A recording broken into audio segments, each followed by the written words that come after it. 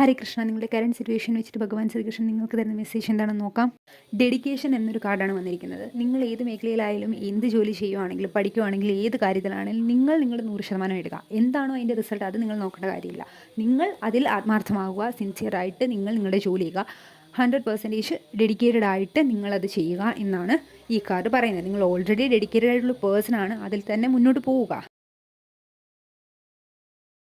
അടുത്ത് വന്നിരിക്കുന്ന കോൺഫ്ലിക്റ്റ് എന്ന് പറയുന്ന കാർഡാണ്.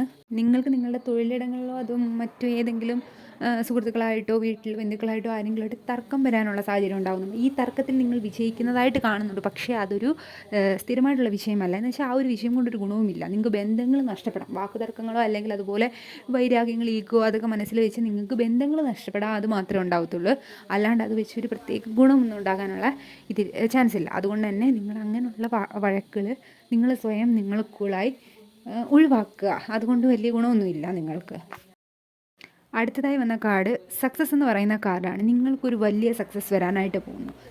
ഞാൻ നേരത്തെ പറഞ്ഞ പോലെ തന്നെ നിങ്ങളുടെ ജോലിയിൽ ആത്മാർത്ഥമായിട്ട് ഡെഡിക്കേറ്റഡ് ആയിട്ട് നിൽക്കുമ്പോൾ ഭഗവാൻ തന്നെ നിങ്ങൾ അതിൽ നിന്നും എക്സ്പെക്റ്റ് ചെയ്യുന്നതിനേക്കാൾ മുകളിൽ ഒരു റിസൾട്ട് നിങ്ങൾക്ക് ഭഗവാൻ തന്നിരിക്കും. നിങ്ങൾക്കൊരു എക്സ്ട്രീം ഒരു സക്സസ് ആണ് കാണുന്നത്. നിങ്ങൾ വിചാരിക്കുന്നതിനും അപ്പുറം ഒരു വലിയ വിഷയം, ലക്ക്, അബണ്ടൻസ് അങ്ങനെയൊക്കെയുള്ളൊരു വലിയ വിഷയമാണ് നിങ്ങളെ കാത്തിരിക്കുന്നത്. നിങ്ങളുടെ കർമ്മങ്ങൾ നിങ്ങൾ റിസൾട്ട് നോക്കാതെ ചെയ്യുക. വഴക്കുകളൊന്നും ഇടാതെ മാക്സിമം നിങ്ങളുടെ കാര്യത്തിൽ കോൺസെൻട്രേറ്റഡ് ആകുക. സെൽഫ് ലവ്, അതുപോലെ നിങ്ങളെ മാത്രം നോക്കിയാൽ മതി. അങ്ങനെ നോക്കുമ്പോൾ തന്നെ നിങ്ങൾക്ക് വലിയൊരു സക്സസ്, അല്ലാതെ നിങ്ങളുടെ ഭാഗ്യമാണെങ്കിലും എല്ലാം നിങ്ങൾക്ക് ഓക്കെ ആയിട്ട് വരുന്നതായിട്ട് കാണാനായിട്ട് സാധിക്കും. ഭഗവാന്റെ അനുഗ്രഹം എപ്പോഴും നിങ്ങളോടൊപ്പം തന്നെ ഉണ്ടാകും. ഹരേ കൃഷ്ണ.